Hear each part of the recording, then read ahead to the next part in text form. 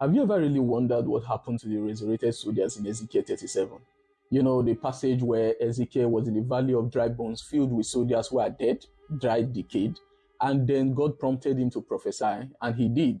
And the bones came together, each bone to his bone, each flesh to his flesh. And then God told him to prophesy again, and the soldiers came back to life. You know, the question I've always had is, what happened to these soldiers? Were they reunited with their families? Was it a temporary miracle, which I thought God did to kind of show his power, show Ezekiel his power? You know, basically, it's always preached like it's a historical event, something that happened. But it turns out, it never really did happen. Now, I was reading a book recently. It pointed to something that finally clarified that thought in my mind. And I saw that it was actually a vision. It's not a historical fact that happened. So it's majorly preached like it was a historical fact.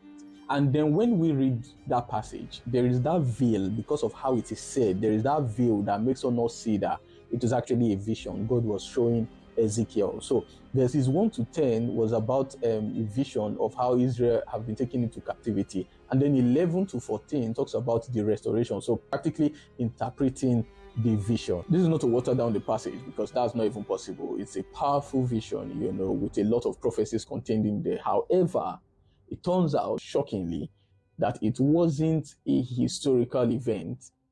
It was actually a vision God was showing Ezekiel.